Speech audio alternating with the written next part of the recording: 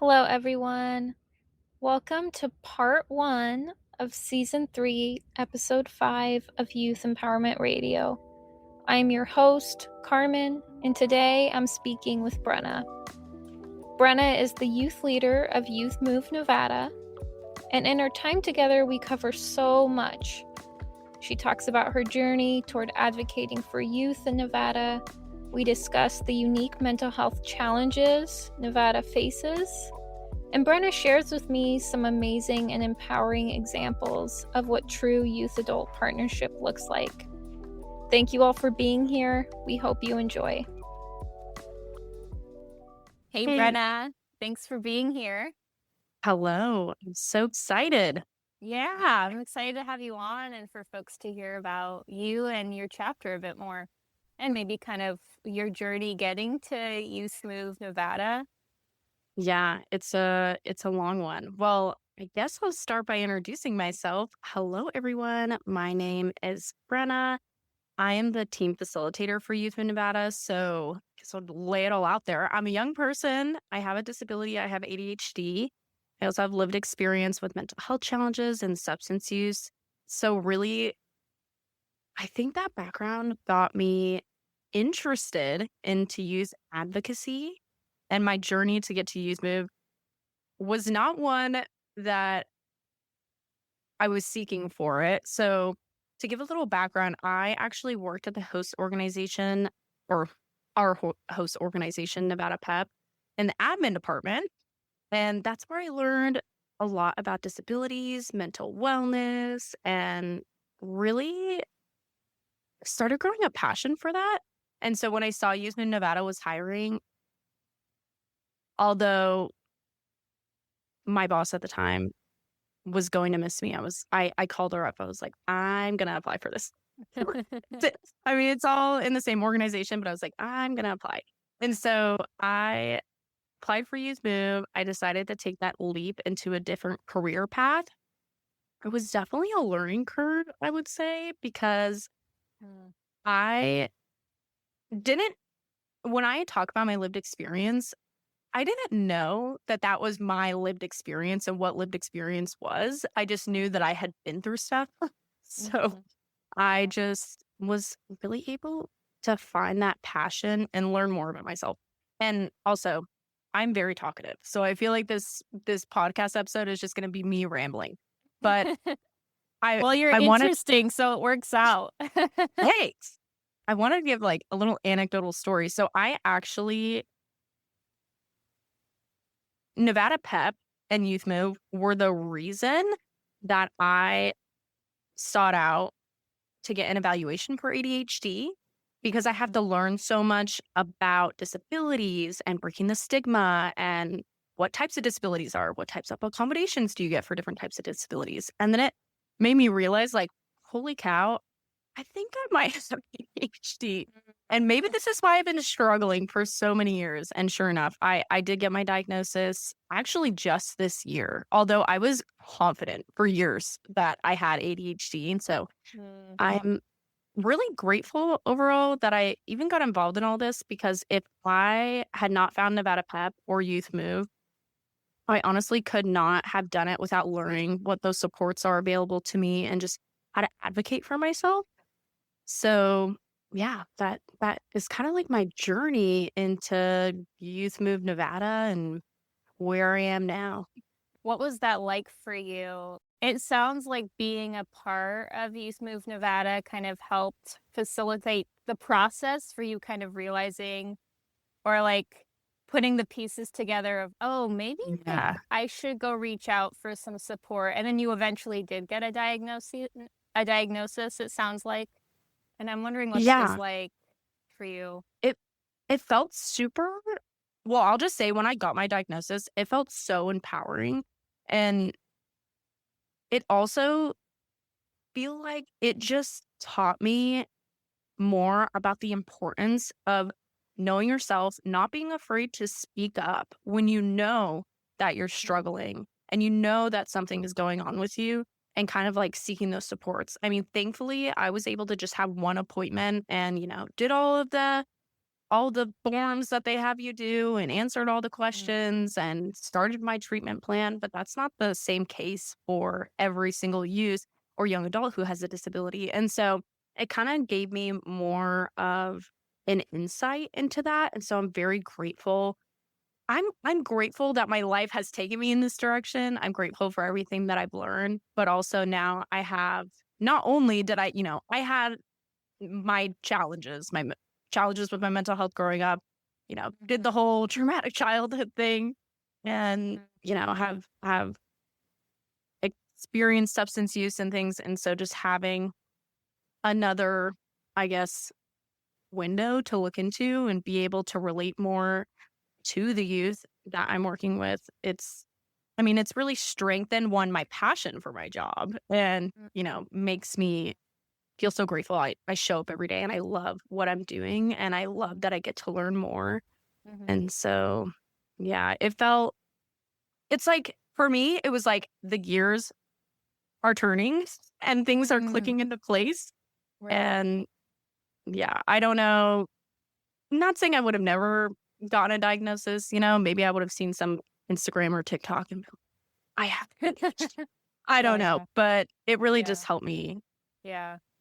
get to It's where I'm. it sounds like it really, like you said, the gears turn, but I think sometimes like labels and diagnoses can do just that. They can be like what you said, really empowering and offer kind of another sort of like a light bulb moment almost, Yeah. like of, oh, okay. And sort of like a settling almost, like of, oh, okay, that's what that is, that's what's happening. Exactly. And I'll give you an example. For me, I had struggled so much with executive dysfunction. And so I always felt like, am I lazy? What am I not doing? And like, how can I? And also, I don't know if you know this, but if you have ADHD, something that could happen is that those minor details and like staying organized and, you miss a lot of things. And so I started to question myself, like, am I not good enough? Am I not smart enough? Like, why do I feel so stuck? And then that's when I found out that when you have ADHD, you have a problem with your executive dysfunction. You have challenges being able to stay organized and, it's not just because you're a mess, and so like that felt when I got my diagnosis for ADHD, it just felt so reassuring too for everything that I had been feeling. And then having to reframe it and tell myself, be like, no, like this is a result of my disability. And there are ways that even without medication, like there are ways and things that I've learned to be able to manage, some of the symptoms I was experiencing. And so, yeah, it really just, it's always great when you love your job, but I feel like even now it's helped me grow so much as a person and I'm able to help other young people or young adults who need the guidance to be able to find those supports and get the help that they need. Yeah, I really feel that and sense that too from you as well. I'm curious about Youth Move Nevada. So like for audience members that don't know who y'all are, if you could just kind of give a little brief synopsis of who you are and maybe a little bit about what you do, maybe how you got started, because I think that's a pretty interesting story as well. Right? Yeah. That I thought was pretty cool when I heard about it. And then whatever else feels important to share about you all before we kind of dive deeper into the work that you do. Yeah. So, I will say I have not been here since the inception of Youth Move. So you're about to hear some Youth Move Nevada lore. But to my understanding, Youth Move Nevada was really created out of the need for youth voice in Nevada. So, like I said, Youth Move Nevada is a program under Nevada PEP, and Nevada PEP has been representing family voice in system level meetings for 3 decades now. And so about a decade ago, although they knew, yes, youth voice was important, they realized youth voice representation was not really happening. And so that really brought about the creation of Youth Move Nevada. And I mean, it's been 10 years. We have evolved, and I'm Mhm. so happy I'm a part of it now. And to give, I guess, more details into really like why was it created and what need were we filling to Yeah. create Youth Move Nevada. Mhm. So Nevada has had a long history Mhm. of challenges for youth and families with mental health, behavioral health challenges, Mhm. disabilities. And so involving youth in the process of improving those youth serving systems, like I said, was not really happening. Also, there weren't many opportunities for young people to learn how to self advocate and get involved in real change. Mhm. And so, I mean, I feel like the work that we do, we know the best solutions come from the people who've actually experienced those systems. But that was really the whole idea behind it. We need to start getting more youth involved and sharing their voice. And so, really, our chapter was created to help bridge that gap between youth voice and systems change. And so you have Nevada PEP, which it sounds so I know y'all are housed under them. And it sounds like Nevada PEP is like more family voice concerning like, mental health, behavioral health. But then you all are really focused on like the youth, mental health, behavioral health.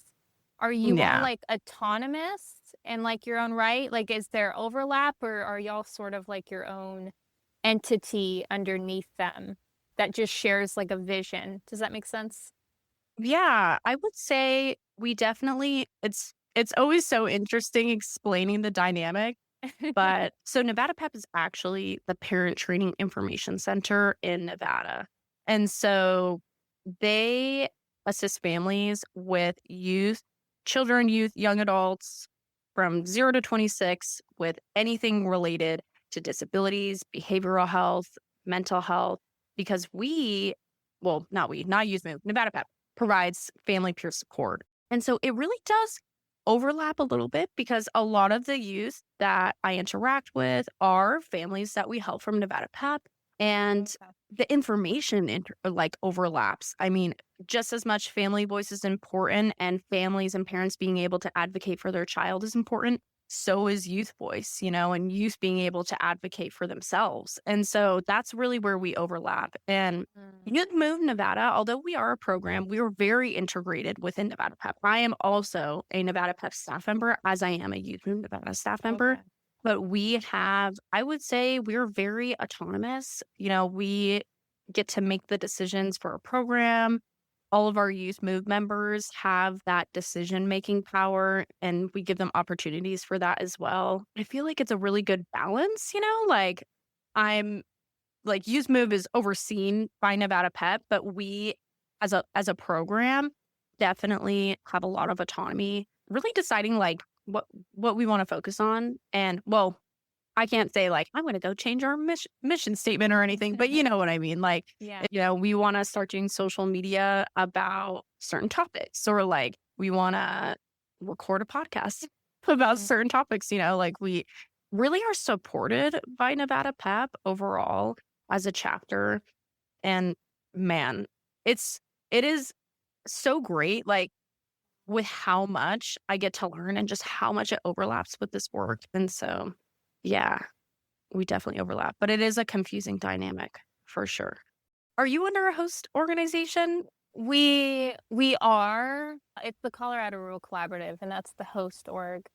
And then we're under them, but it's like it's a little bit different in the way that we operate because they, yeah. Without getting too much in the weeds, but it does remind me of like another dynamic that happened in Colorado where we were doing a similar thing, but within like the system of care framework, which I don't know how. Oh, yeah, which we're totally fully Yeah, involved in. yeah, Yeah. we were doing, and this was years ago, and we're not involved in it anymore. But a similar thing happened where like uh, you had an organization that was like focused on family voice, but they were trying to figure out how within family systems of care can we like amplify youth voice because youth are a part of families and like sometimes and like that's kind of what we were brought in to to do come and help support, similar to what you all are doing, because what they were finding, and this is still true, right, is like when youth go into like system of care meetings, oftentimes it's like the parents that get like the last say, or like young people oftentimes are like kind of overlooked in terms of like, well, how can they succeed in this family? What might that look like for them, And so that's sort of, it reminds me a lot of some work that we used to do a while back. Yeah.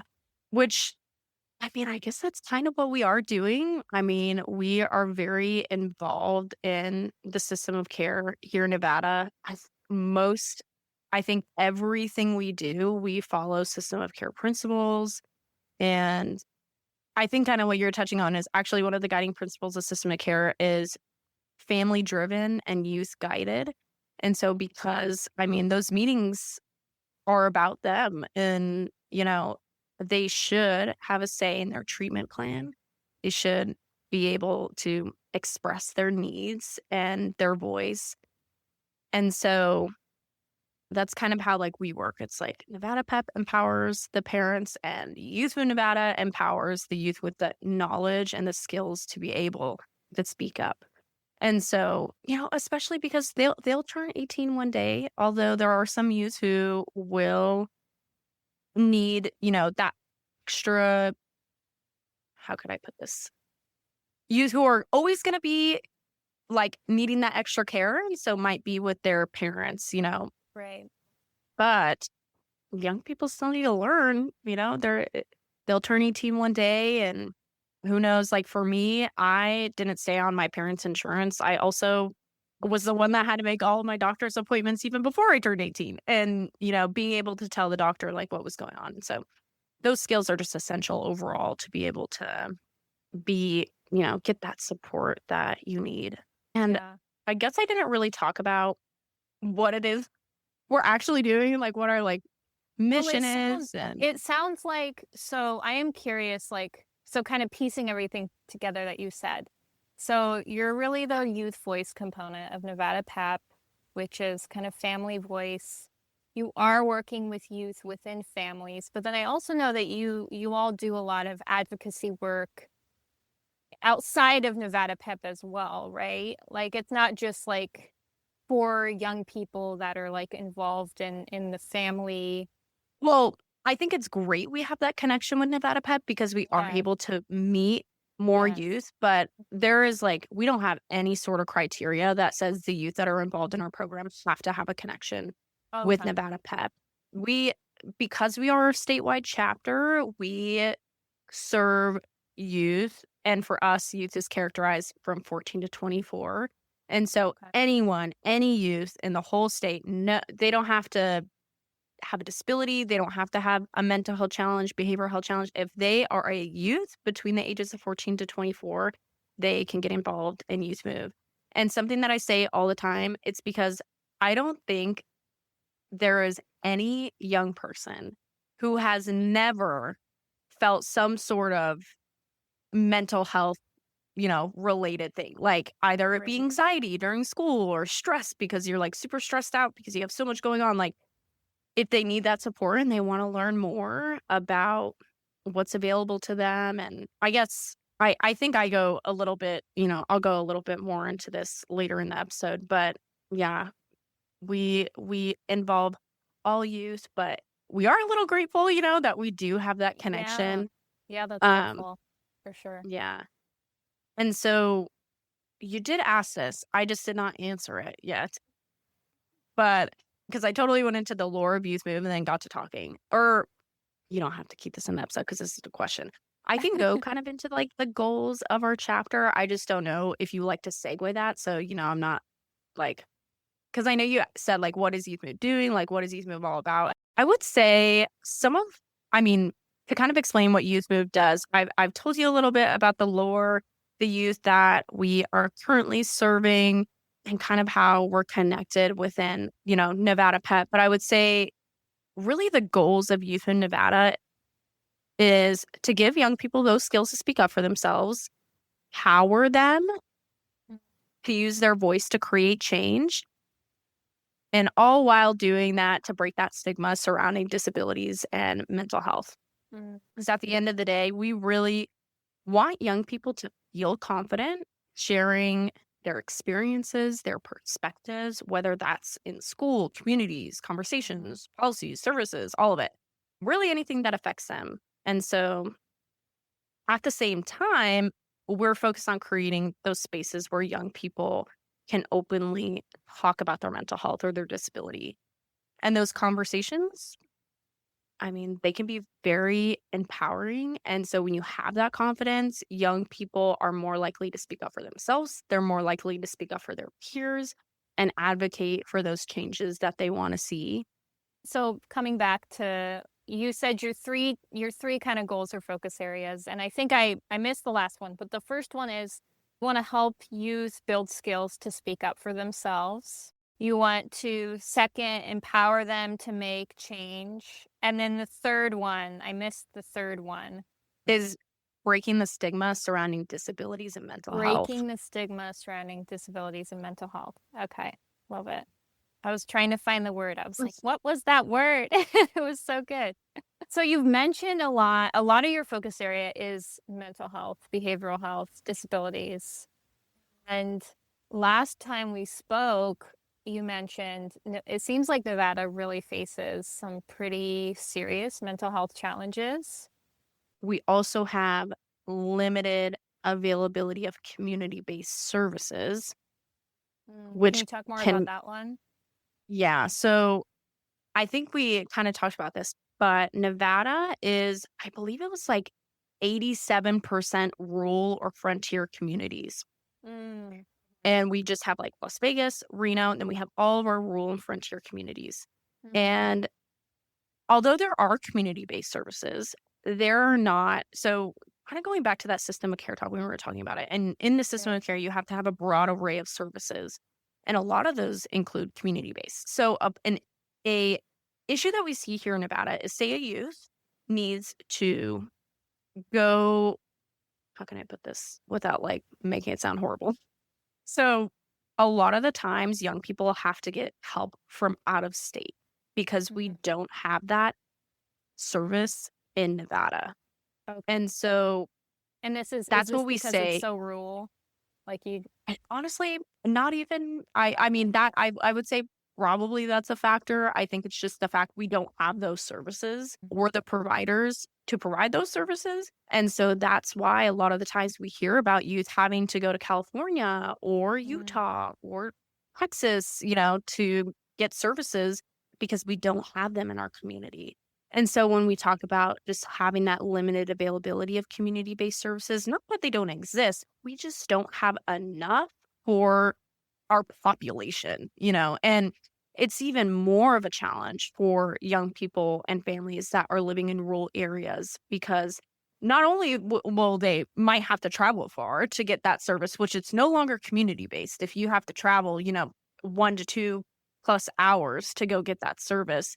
And so that's kind of like that like limited availability that they face for community based. And then overall, we see young people having to be sent out of state to receive services.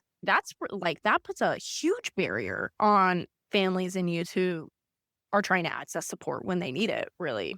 right. That they have to. What would you say? Because you mentioned that folks are having to leave the state because y'all don't even have, like, may not even have that service, or maybe you do, but like, there's only a certain There could be number of. wait lists Yeah, or, right. What yeah, are like the no beds biggest, available. like, what services are those? You know, that they're having to leave the state for? Would you say some of the bigger ones? Off the top of my head, I honestly could not answer that. I think just from situations where I've heard, it's like a treatment center, for Okay. example, like a mental health treatment center. Okay. Or honestly, yeah, I would just say that. Like, I think most of the time that's, you know, what we're hearing is that there aren't those community based treatment. Not that we don't have treatment centers because we do, but there just aren't enough. And Mhm. I think the really important part is like not taking the young person or the youth like out of their community or their home to go get Right. services, you know? And Yes. so, Yes. yeah, I would say like on overall meant anything for mental health, you know, mental Yeah. health services, therapy, but the ones specifically that have to go out of state and seek services from what I've heard, there could be more is really just those treatment centers for youth to be able, Yeah. you know, to get that help that they need when they're struggling. Yeah, that reminds me of when I was doing some direct service down in Durango, Colorado, which for this it's considered like like a bigger town. Like I think it's like 20,000, but it's quite rural, and then all the surrounding towns are really rural. But I remember there was this young person. Yeah, the town just didn't have the kind of, it was a more intensive treatment center that the Yes, person had yes, to go that's to, yes. and they had to transport them. And I don't laugh because it's funny. It's just like it's kind of wild. I think Yeah. they had to transport them to Grand Junction, which I think is like a 4.5, 5 hour ride. And I think to some people they think, oh, that's not that big of a deal. But sometimes young people are being forced to go into those treatment centers by a court. Sometimes it is voluntary, but even Mhm. still, like to have to like even go into a treatment, even if it's in your own community, is a Mhm. lot. But then like to be asked to like, oh, now you have to drive like 5 hours to like this Yep. completely, like it's not just you're going into like a new building in the town that you're familiar with. Now you're going to a new town that you really don't know anyone You there. could be, yeah, away from your family, away from Yeah, your friends, your support system, you know, or is your right. mom or whoever is, you know, your family, are they going to drive 5 Yeah, hours, you know, to go see you every day and check in like that? And if, yeah, that in and of itself could be like a traumatizing experience for right, a youth. And so, yeah, and that's right. and that's why we I think harp so much about, you know, expanding our community-based services so things like that don't happen to young Mhm. people. And I don't know if Colorado is like this, but a lot of the times Nevada, like our systems are or honestly Nevada as a whole is very siloed. Hmm. So, meaning like all the services and agencies don't always communicate, they don't always coordinate with each Oh other as well yes, as as well as they could. yes. Not saying it's not happening because I mean, we have come strides, you know, we were making strides in collaboration with other organizations, communities, supports, all of it. So there's great collaboration happening. It's just a constant challenge that we face. And I don't know if you've ever heard this term, but something I hear all the time is we don't want to reinvent the wheel. We don't want to reinvent the wheel. And Yeah, I think that happens a lot here because they yeah, just don't know a service is available. And so they reinvent it. And it's just like, it can right. be, and that can be confusing, you know, for youth, families, all of it. Hmm. And we also I mean, this bleeds into what I was just thinking of just like the lack or I guess the gap in awareness that most youth and families face where they just simply don't know that those resources or supports are available to them.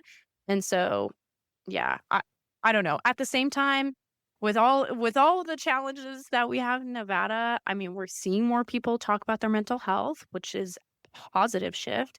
Hmm. Constantly increasing awareness about services, we're expanding services and just making sure the community knows how to access those supports are it's really helping us take those important steps forward. But like the challenges that youth are having with their mental health is not just Nevada. And so I know it's been 5 years since a surgeon general had come out about youth mental health and they had declared a national youth mental health crisis. And they called for urgent actions across schools, healthcare, families, communities due to the rising rates of depression, anxiety, and suicidal thoughts among young people. And this was even before COVID that Yeah. this was happening. And so I don't know. I think it's super important, like super important to remember to, like, this is where like the youth voice, the youth advocacy comes in, because when young people are sharing their voice, their experiences, their lived experience, and, they know what would help them. We know this, but it will help leaders and communities, change makers, just better understand what support is needed and how to improve those systems. And so, like I said, like, we have some real challenges here, but there are so many people working together to create more supportive environments for conversations about mental health for youth in Nevada, and just overall, like, working to improve our state as a whole in terms of our services, and providers and the support.